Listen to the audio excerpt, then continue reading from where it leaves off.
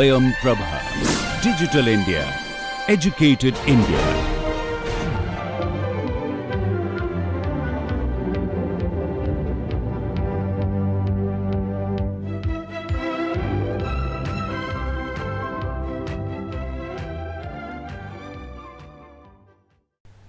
Now let us look at memory cells. So memory is a far denser storage technology than flip-flops, and so that's the reason it's used in structures inside the processor to actually store a lot of data, not just one bit or several bits, but thousands or millions of bits. So the two kinds of memory technologies that are normally used are SRAM static RAM cells and DRAM dynamic RAM cells. So an SRAM cell works like this, that so what is the main philosophy here? The main philosophy is that we want to reduce the number of transistors that are required to store a single bit, because we'll be saving millions of bits, possibly billions of bits. So that's the reason we need to keep the number of transistors as low as possible, and we also want to provide a memory technology that is as fast as possible. So what we do is that to reduce the number of transistors, instead of using cross-coupled NAND gates, as was the case in flip-flops, right? We use a cross-coupled pair of inverters, which does the same thing, but we need some additional circuitry, as we shall see. So in this case, this is an example of a cross-coupled pair of inverters, where the output of one inverter is connected to the input of the other, and similarly the output of the lower inverter is connected to the input of the upper inverter. So let's say value X is stored here, then the complement of X is stored on the other side. So this structure by itself is potent enough to store the value of one bit. And how many transistors does this require? So if you would recall, the structure of an inverter was that it required two transistors, a PMOS transistor and an NMOS transistor.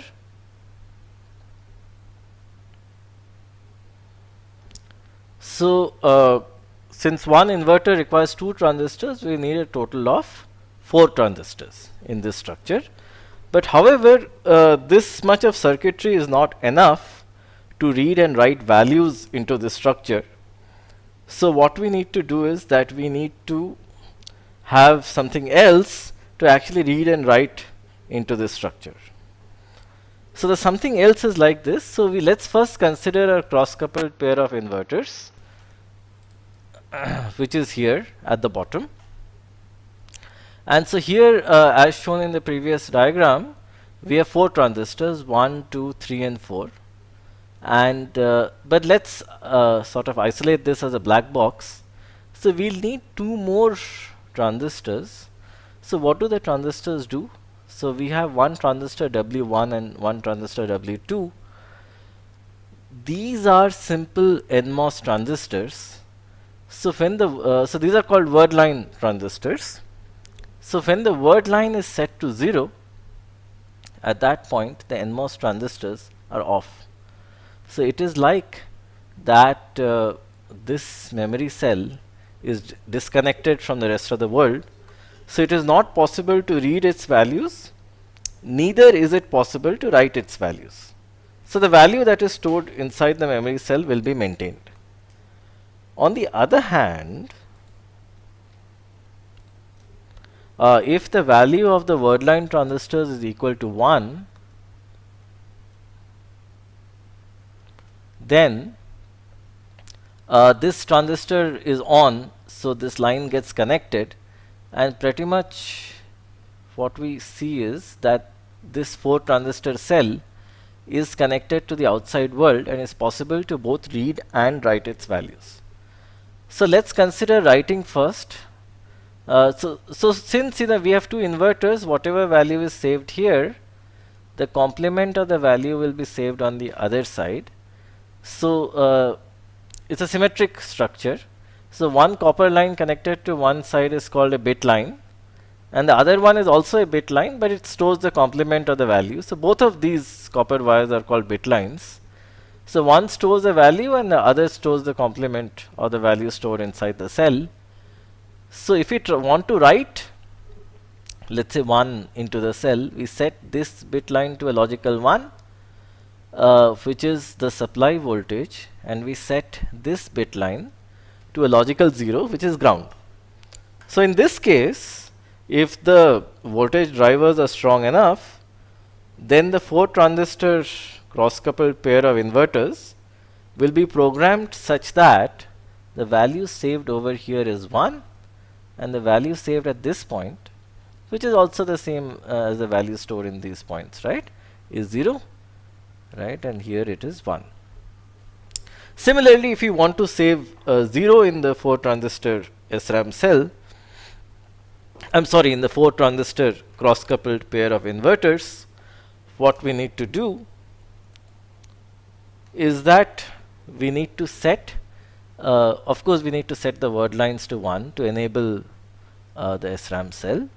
Then we need to store a 0 over here, set drive the bit line to a 0, BL to a 0, and BL bar we need to drive it to a 1. So that will set the values, the voltages at these points to 0 and the voltages at these points to 1. So writing is easy, reading is also easy. So in this case what we do for the purpose of reading is that we enable the transistor by setting the word lines to 1, and we don't use any circuitry to explicitly drive the voltage of BL and BL bar. Instead, we allow their voltage to become the same as the voltages that are stored inside the cell. For example, if this voltage is a logical 1 and this is a logical 0, so over time the voltage of BL will become a logical 1 and the voltage of BL bar will become a logical 0, and thus we can infer that 1 is stored inside the cell. That's how we will read. Alright, so what are the important points that need to be taken care of? So our basic cross coupled pair of inverters had 4 transistors. Now we have our 2 word line transistors. 6 transistors are there now in each cell, and then these are connected to 2 bit lines. So an alternative representation of an SRAM cell looks something like this, where we have a pair of inverters and the voltage at one side is V and the voltage at the other side is a complement of V. So then the word line transistors can be treated as switches, and this entire 6 transistor cell called an SRAM cell, it's a static, it's called a static RAM cell. We'll see why when we discuss dynamic RAMs. So they drive the voltage of BL and BL bar. In the read mode, the bit lines are kept floating. So what does floating mean? Floating means that they are not explicitly connected to either the supply voltage or the ground voltage. So we allow the voltages V and V bar to propagate to set the values of the bit lines BL and BL bar. So that is how we can read the contents. For writing, what we do is that we again enable the word lines, and then we explicitly set the voltages of BL and BL bar such that this 4 transistor SRAM cell gets appropriately programmed.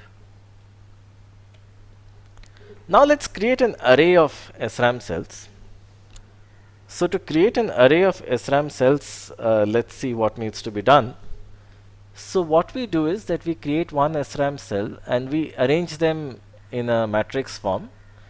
So let all the SRAM cells on a single row be connected via the same word line, and let the rest of the SRAM cells along a column be connected to the same pair of bit lines. So the first thing that we do, number 1, this is like step number 1. So let's assume that we have 128 rows. So we need to enable one of the rows. So how do we do that? We use a decoder to set only one word line to 1, which is true based on the address, and the rest are 0. So let's assume that each row can store one integer, which is 4 bytes. So since 4 bytes is 32 bits, we'll need 32 SRAM cells. And let's assume that there are 128 such rows. So the address of a 128 is 2 to the power 7. So what can be done is that we can send a 7-bit address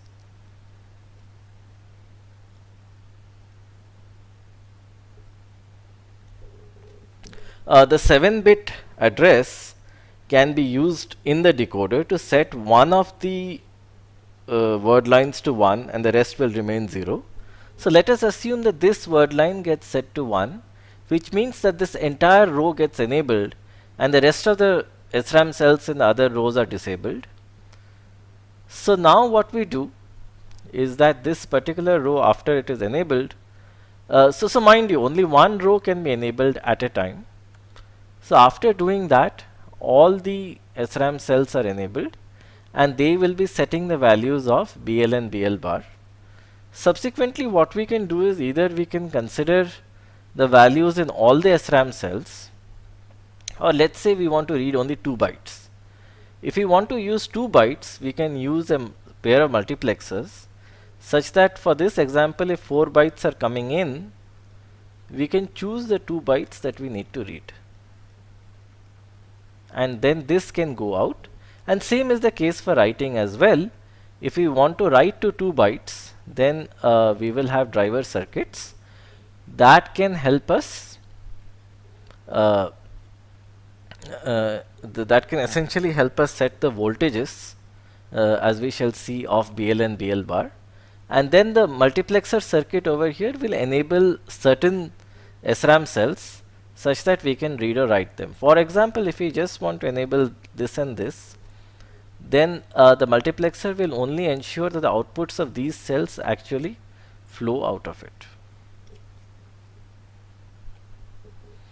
So how do we operate an array of SRAM cells? So an array of SRAM cells will have two modes, a write mode and a read mode. In the write mode, we'll use a driver circuit to set the values of the pair of bit lines BL and BL bar.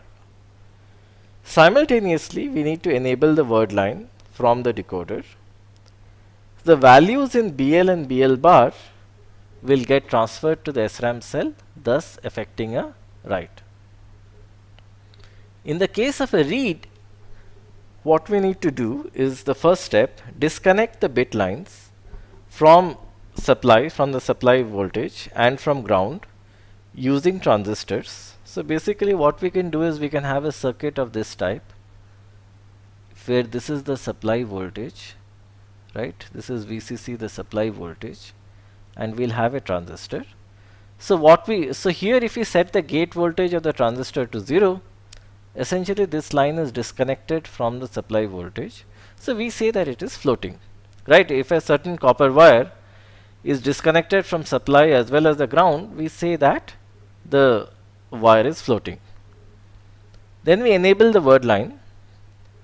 Once we enable the word line, right, so there are a pair of bit lines.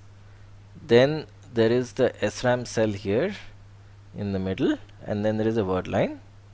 So once we enable the word line, the SRAM cell gets enabled, and the values of BL and BL bar get set to logical 1 and 0 depending upon the value stored in the SRAM cell. So there are some issues with this, very simple design. The first is, so let's go back. Let's actually go back to this particular slide once again, remove all our annotations, and look at it once again. So we have an array of SRAM cells. So mind you, this array can be very big. So the array can have literally thousands of rows.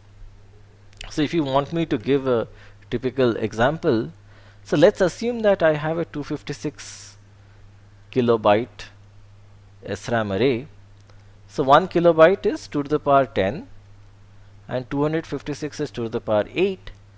So total there are 2 to the power 18 bytes. So the number of bits would be 2 to the power 18 times 8, which is 2 to the power 21.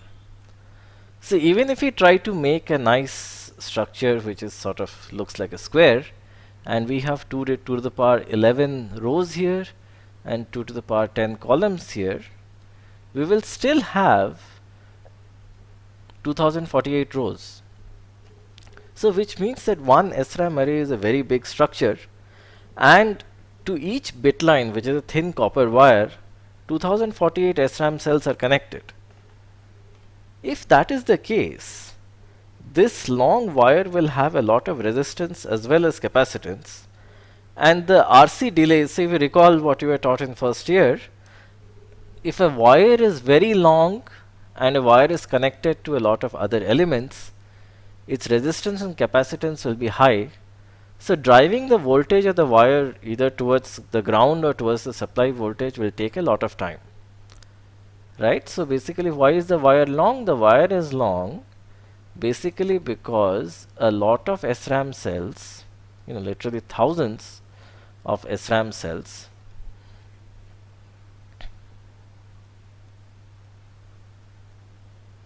are connected to it. So this will make the SRAM very, very slow, and the question is, can we do something better? We definitely can do something better, but let's start with this idea. So let us do one thing. Let's consider the simple SRAM cell, which has 6 transistors, which is connected to 2 very, very long bit lines. They are called BL and BL bar. So and it takes a long time to charge both of these bit lines to either 0 or 1. So let's do one thing. Let us pre-charge both the bit lines to, let's say, 0.5 volts, where the assumption is that a logical 1 is 1 volt, using very, very strong pre-charge driver circuits. So what we do is that before we begin reading, so mind you, reading is slow, writing is not slow. The reason writing is not slow because we can connect very strong, write driver circuits to the BL and BL bar bit lines, right? So D is for a driver, such that you can quickly drive them to a logical 0 or logical 1. But that is not the case when you are reading. The reason that is not the case when you are reading is because this small little SRAM cell has to drive the voltages of the bit lines to either 0 or 1. So what we do is that before we start to read, we have these pre-charge circuits, right? P is for pre-charging, which are connected to the BL and BL bar lines, and we quickly drive them up to 0.5 volts. So the assumption is that a logical 1 is 1 volt. So we drive them to the midpoint. Once the voltage has reached 0.5 volts, then using a transistor, by programming a transistor, we disconnect both of these pre-charge circuits, and the lines are now floating, and we enable the word line. So what will happen is that, so initially t equal to 0, the voltage at both the bit lines is 0.5 volts. Subsequently, one of the bit lines will move towards 0 volt. So let's assume that this bit line is moving towards 0 volts, and the other bit line will move towards 1 volt. So now the question is that if we know that ultimately one bit line will reach 1 volt and the other one will ultimately reach 0 volts, the moment we have made this determination, we don't really have to wait for the bit line to reach 1 volt and the other one to reach 0 volts, right? So it is similar to the fact that assume a student is not doing well and a course has, let's say, 5 exams, and after the first 2 exams the student has found out that there is no hope of passing the course. It is not necessary for the student to sort of wait till all the 5 exams are over, right? The student can at that point withdraw from the course. So it's similar, like in a game of chess, you actually don't wait for the king to be killed.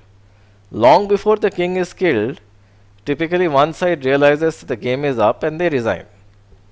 So the case is similar here. We start by pre-charging both BL and BL bar to 0.5 volts. Subsequently, one of the lines will move towards 0 volts and the other line will move towards 1 volt. So let us monitor the difference in voltages between the bit lines, right? So let's have a simple circuit over here whose only job is to subtract the voltages of VBL and VBL bar, right? So we are monitoring the difference. And in this case, you know, again, you know, this sort of a repeat of what I said. Should we wait for one of the bit lines to reach 0 volts and 1 volt? The answer is no. So this is what we do. Let's monitor the difference delta, which is voltage of BL minus voltage of BL bar. So there can be a little bit of electrical noise in the system. Why is this the case? You would have typically seen that if you turn on some electrical appliance like a microwave oven or a washing machine, there is a little bit of noise in your phone. So that is basically because a little bit of inductance happening. So it's possible that inside an SRAM also we have a little bit of electrical noise. So let us define a noise threshold and let's call it T.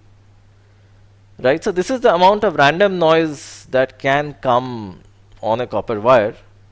So the moment the absolute value of the difference in voltages is beyond that noise threshold, which means that this is a real difference, it's not a random difference, we can declare the result. Right, so the voltage of BL, so assume that we start at 0.5 and 0.5. After, let's say, 1 nanosecond, let's say that the voltage of BL becomes 0.6 volts and voltage of BL bar becomes 0.4 volts. So at this point, we'll be very, very sure that 0.6 will ultimately go till 1. Similarly, at this point, we'll be very, very sure that 0.4 will ultimately go till 1. So it's also the same as declaring the results of an election, right? So let's assume that there are two candidates and one candidate is just racing ahead. So see, at the beginning, we'll not be able to say, because the candidates might be going neck and neck and there might be some noise in the counting process. So maybe, you know, the votes for one candidate are sort of disproportionately mixed up. But gradually, as the time passes, clearly one candidate will emerge to be the winner. And once we are sure, we can pretty much declare one candidate as the winner and in a sense not wait for all the votes to be counted. So it's very similar over here. So let's assume that the amount of noise that the system will introduce is very small. So maybe from 0.5 when it reaches 0.6 and the other one reaches 0.4, we can be sure that in this case BL will reach logical 1 ultimately. We don't have to wait.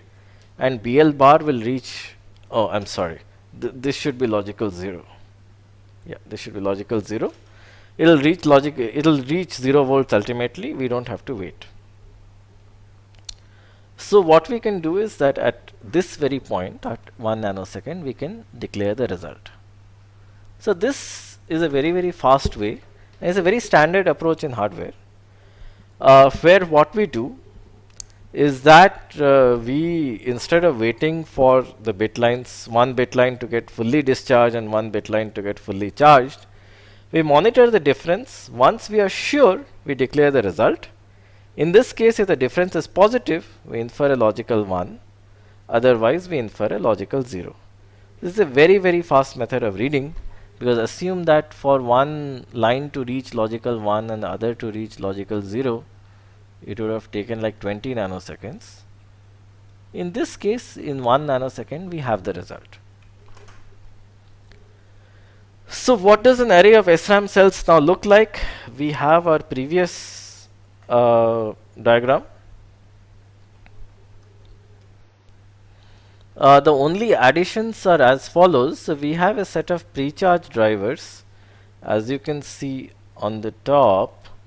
So what these pre-charge drivers do is that they help in pre-charging the bit lines before a read.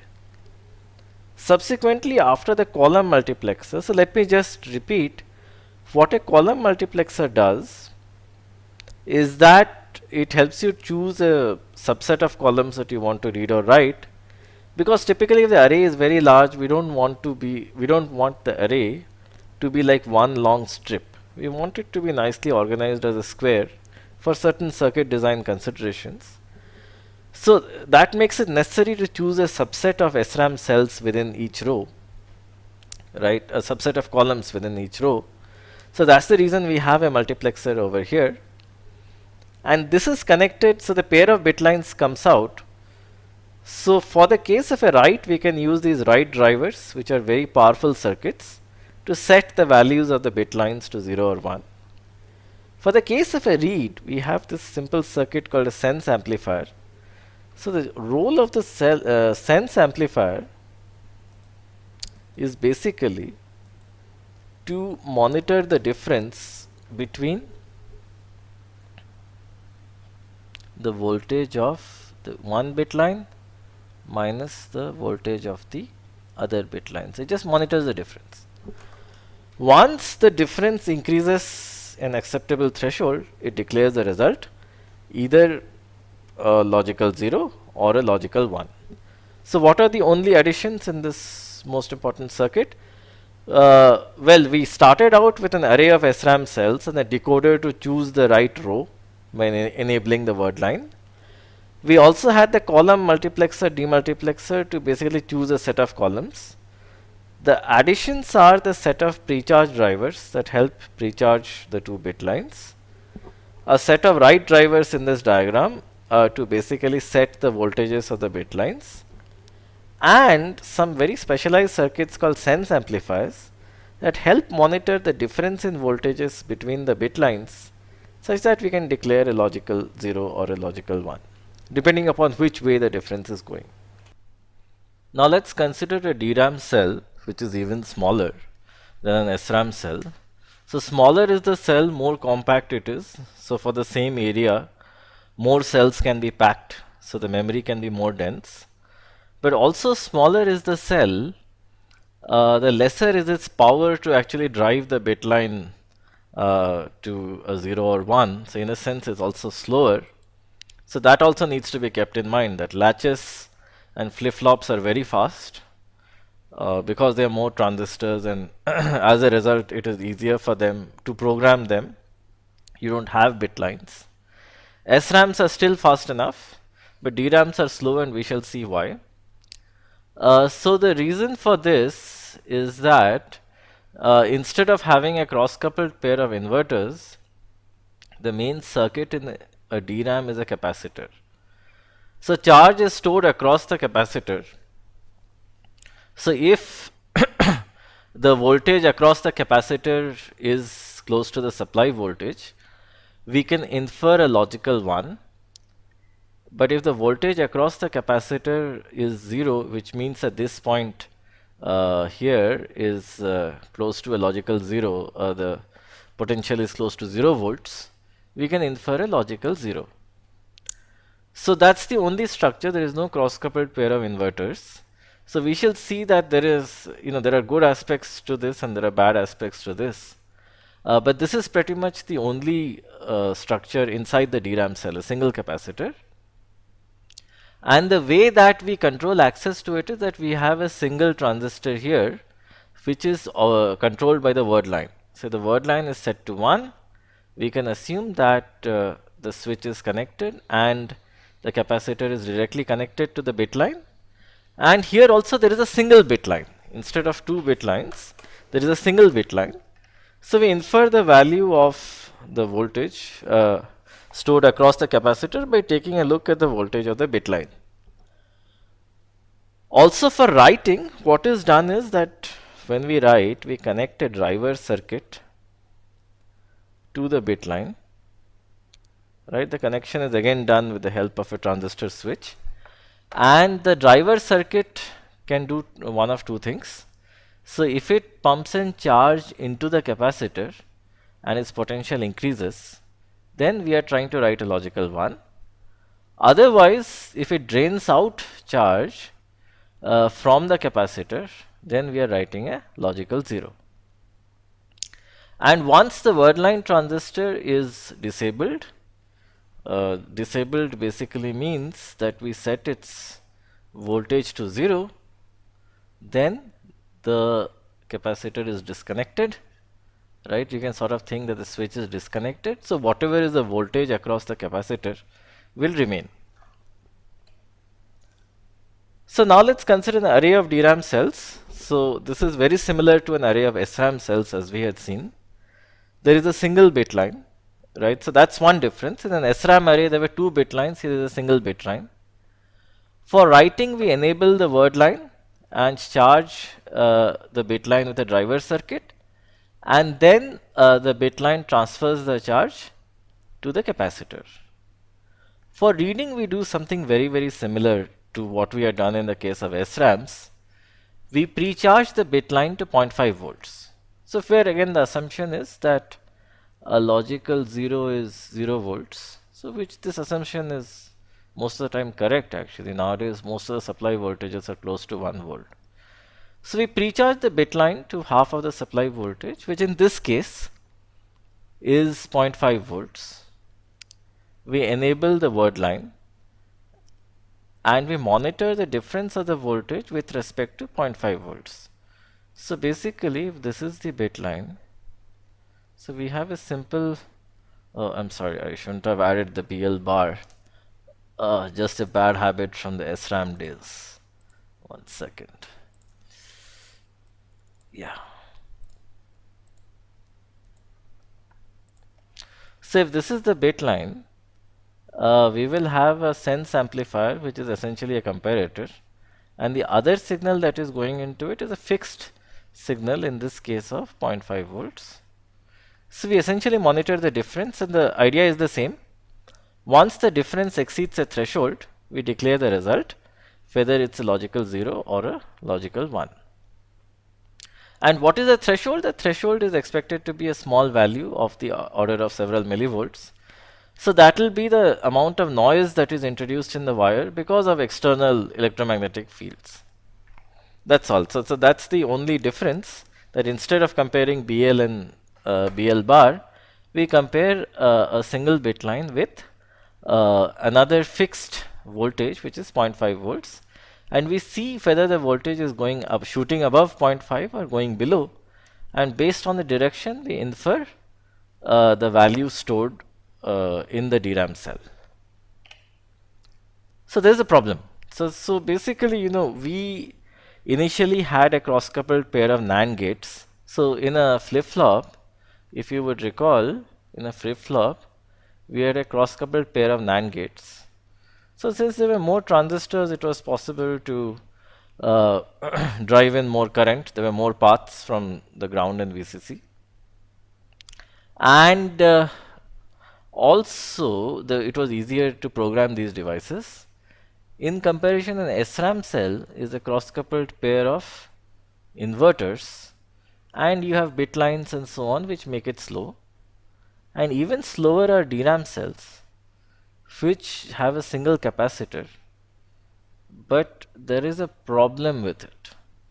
So the problem is that after every read operation, so let's assume that the capacitor throws a logical 1, we lose some charge from the capacitor. So this means, and also, right, so this should be, we lose some charge definitely. So the charge is shared between the capacitor and the bit line, and on a regular basis, charge from the capacitor leaks out, right, on a regular basis. Hence, it is necessary to, so what will happen? So what will happen is that, let's say at t equal to 0, if we store, let's say, time equal to 0, we store 1 volt across the capacitor. What will happen is that maybe at t equals 2 nanoseconds, a little bit of, see, no dielectric is perfect. So you would hope that, between the two parallel plates of a capacitor, there is no leakage. But there is always some amount of leakage via the capacitor, little bit of current. And even the transistor, when it is turned off, there is still a little bit of leakage, so a little bit of current that flows out. So maybe after t equals 2 nanoseconds, the voltage can be 0.8 volts.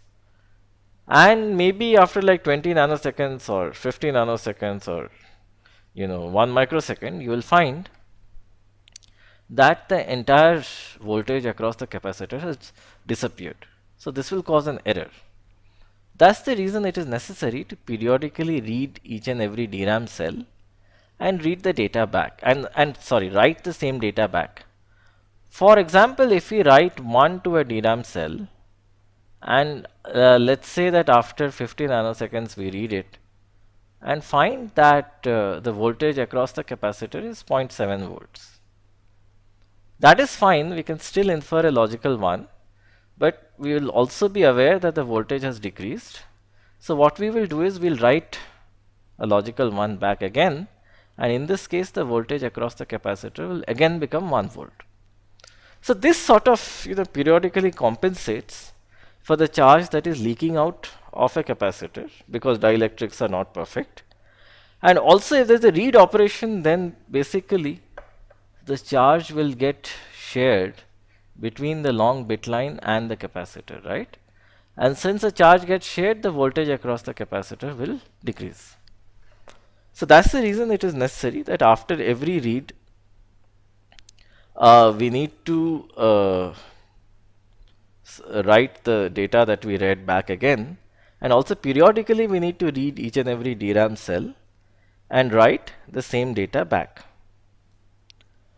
So this process is called restoring the value of a single DRAM cell, and the overall process where we read the entire DRAM array, so where we read, so given an entire DRAM array, right, where we read the contents of the entire DRAM array and refresh all the contents, is known as a DRAM refresh.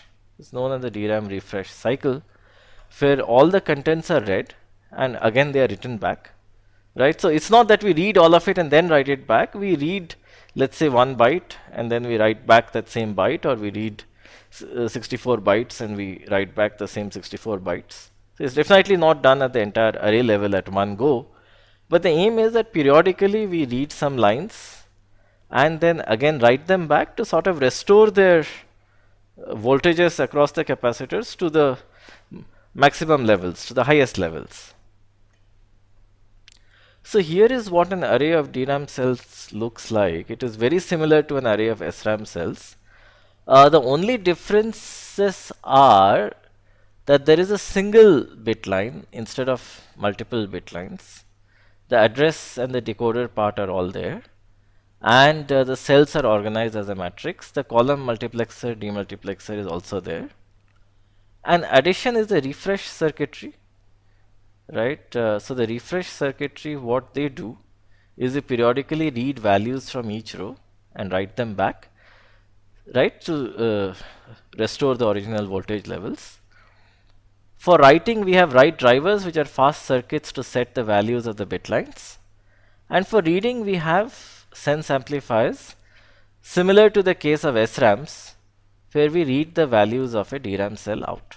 So rest everything is same as an SRAM array. The only difference is we have a single bit line and we have refresh circuits. Now let's consider one more type of cell called a CAM cell. So the idea is that instead of enabling cells by their address, can we find them by their contents? So let's go back to the previous slide. So let's assume that there are only 4 cells in each row. So let's assume that the problem is that we want to find the row that contains 1, 0, 1, 1. And let's, for the sake of simplicity, assume that only one row contains this particular value. The question is that can we find out which row it is?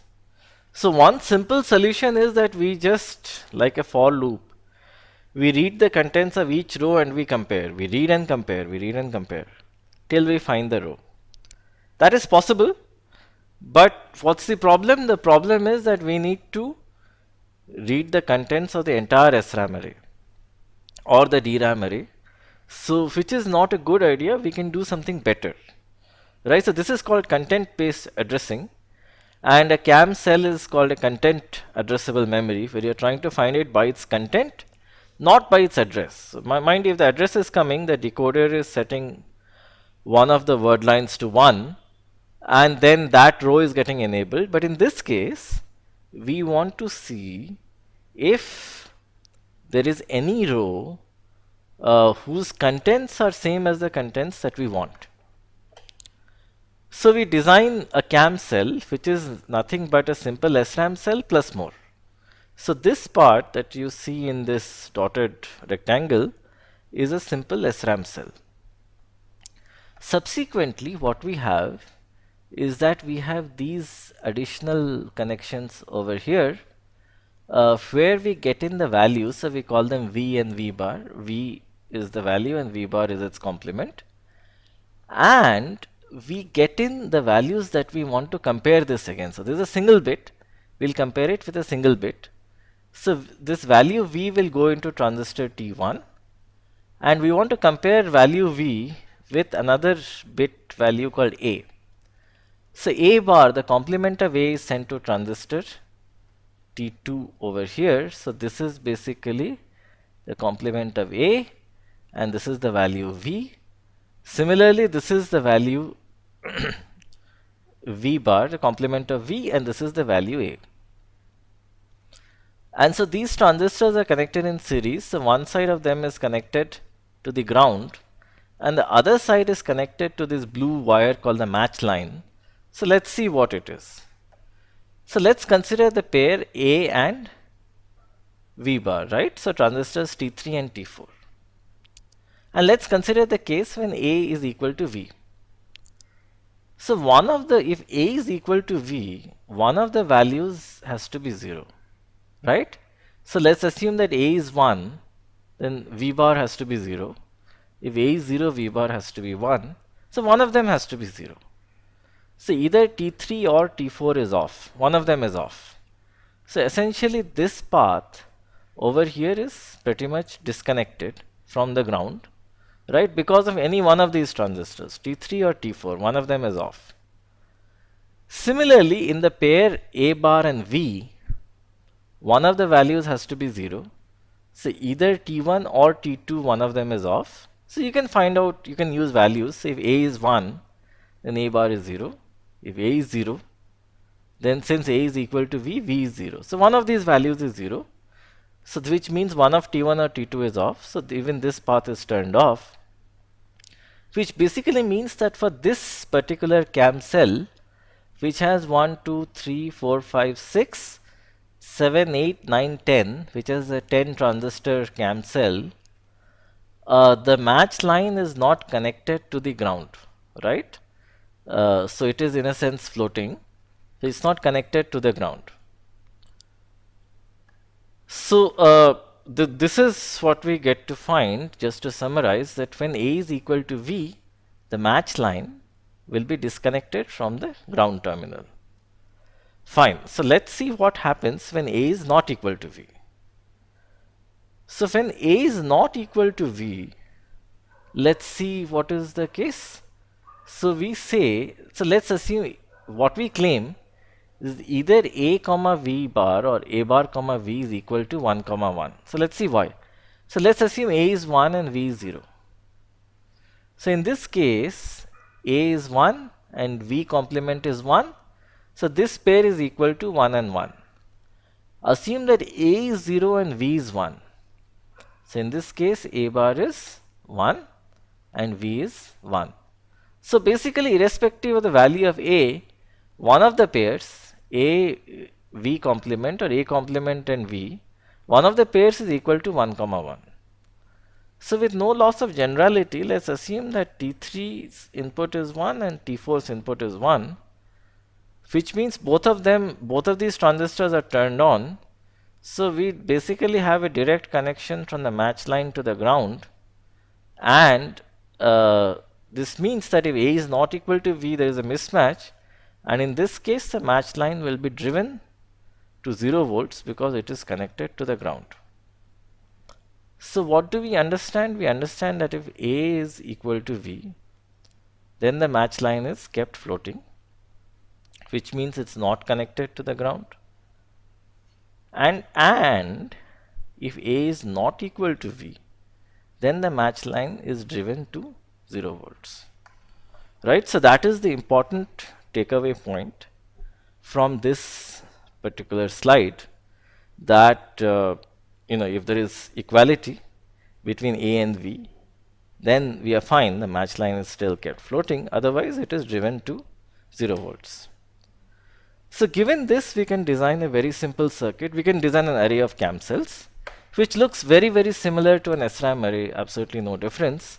So let's consider a regular SRAM array. So essentially all of this part that you see, right, all of this part is a regular SRAM array. The only difference is that we have this additional cam mode where pretty much all the so basically it is all the word lines in this case can be turned off. It's not a problem. And the only difference is that instead of an SRAM cell, we have a cam cell over here, and it has its regular bit lines as inputs because a cam can work as an SRAM as well. And you can see write drivers and sense amplifiers and everything else. But the only extra part other than the cam cell is connections to these values. So for the first column, we compare it with the first bit A1. So one side we connect to A1 complement and other to A1, as was shown in the previous figure.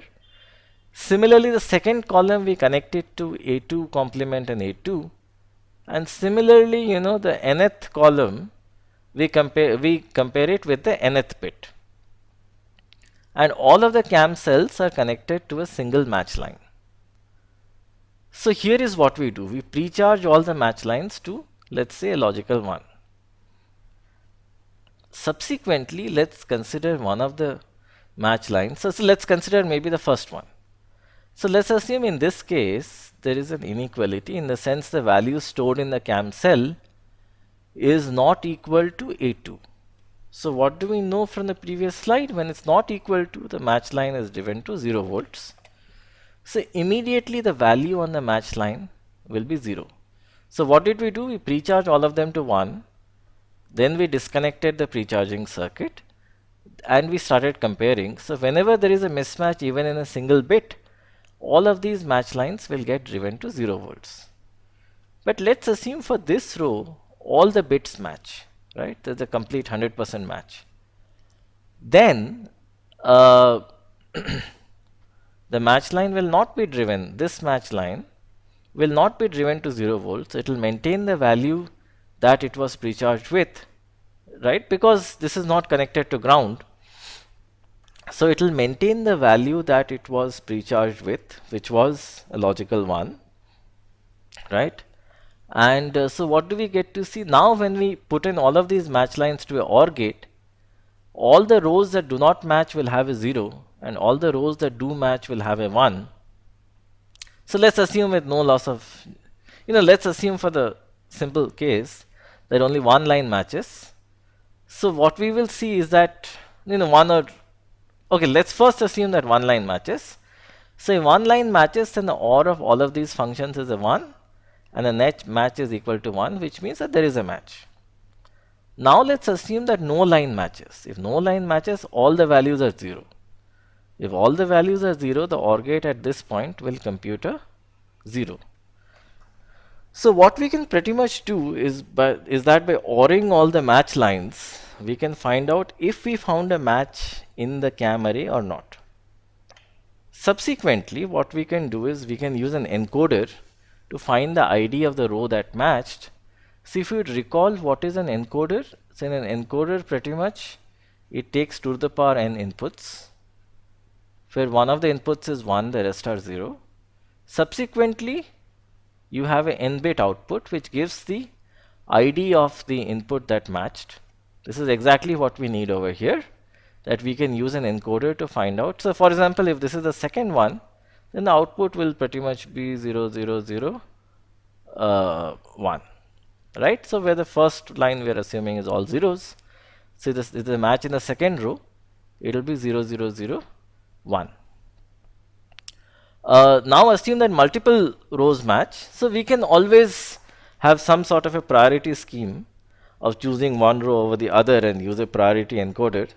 So that is relatively straightforward, but if you want to do further reading, you can take a look at the term called the priority encoder on Google and you will see a circuit where if there are multiple match lines that are true, then how do you choose one over the other, right? But in a simple case, if we assume that there is a single match, then the encoder will tell you the ID of the row that matched. Alright, so this finishes the end of this chapter, a very short, quick 3-hour lecture on digital logic. So what did we cover? We covered basics of transistors. So maybe I can write down. We covered basics of transistors. We looked at logic gates and or logic gates. So you'll find something called Carnot maps in the book. So I have not covered that, but that you'll find in the book. Then we covered latches and flip-flops, where our definition is that a flip-flop is basically a latch with a clock. And then we looked at memory cells, right? And in memory cells, we looked at 3 kinds of cells. We looked at SRAM cells, which is a cross-coupled pair of inverters connected with bit lines. And the main idea was that it is true that we connect an SRAM cell with 2 bit lines, right? If this is the SRAM cell, BL and BL complement. And the reason is such that we can take the difference of the voltages between the 2 bit lines.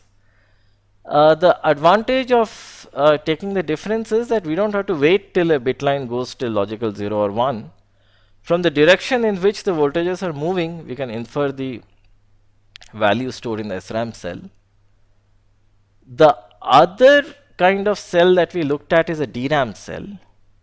So a dynamic RAM cell, the data is stored in a capacitor. So here there are some problems, so the capacitor can leak and so on. So it's necessary to periodically read the value and write it back again so that the voltage can be restored to normal levels. So this is called the process of refreshing. And finally, we looked at CAM cells, content addressable cells, where we have a 10 transistor CAM cell and a match line. Alright, so in the next chapter, we'll take a look at computer arithmetic, which is methods to do addition, subtraction, multiplication in hardware.